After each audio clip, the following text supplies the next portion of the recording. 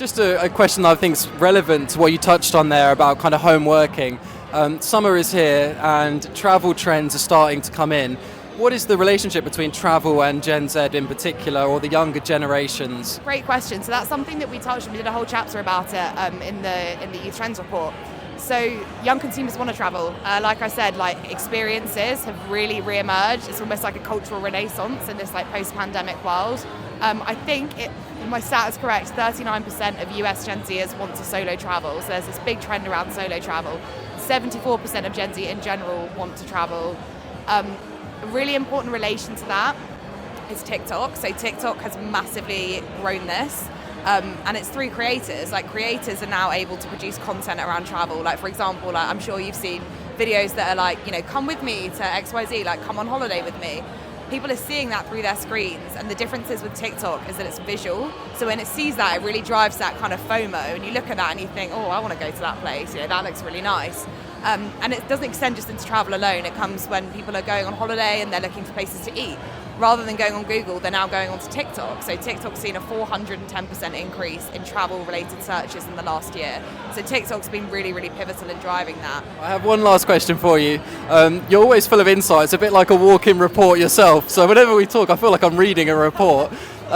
There's been social media has been in focus today. We've had Stephen Bartlett, social media manager, which was a really interesting talk. What platforms are you interested in at the moment? Let's stay away from the mainstream ones. Is there anything obscure, maybe a platform that's emerging amongst younger generations that we should be looking out for at the moment? Do you know what? I think this is going to really surprise you. I am a big fan of Reddit. Like, I really like Reddit. And I can't remember how I even started I think I actually started getting into it because there was this, like, it was like community, and it was actually telling scary stories. And I don't know why, it was almost this weird thing where I would read them and like almost spook myself out. But then I saw that Reddit recently, I don't know if they're doing it again this year, but they sponsored Love Island last year, which is obviously a massive television show and massive for Gen Z. So Reddit is one that I definitely would think that would be one to watch. YouTube, I can't say personally that I spend a lot of time on it, but in our data, YouTube is now the most favoured platform for Gen Z, and that's overtaken TikTok. And it's really surprising, I think, for some people, but also not surprising in a lot of other senses.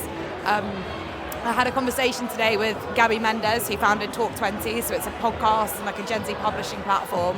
And she was saying that they're pivoting a lot of their audio content over to YouTube, because YouTube is able to like curate these fan bases in a way that Spotify and TikTok can't. Because when you go on TikTok, you're like scrolling through a feed and you don't have a choice. Well, I guess the algorithm does give you subtly a choice. But when you go onto YouTube, you're typing things in, there's like an intention behind it. And as a result, like YouTube creators have these really dedicated, loyal communities. So I think YouTube will definitely be a massive one throughout this year to watch. And then also Spotify as well, like one that if I forget my AirPods, I'm in a bad mood. Like I need to always be listening to something. But yeah, Gen Z have a 94% completion rate of podcasts, which just shows again like another misconception. People say that they've got short attention spans. They're not allergic to long form content, they're just allergic to bad content. Perfect, Alex, thank you so much. We've been live at YMS. It's been pretty loud, as you probably can't tell behind the camera, but we're here in full force. It's been a jam-packed event, and thank you for spending the time to talk with the IPM. Really appreciate it. Thanks so much, Harry. Thank you.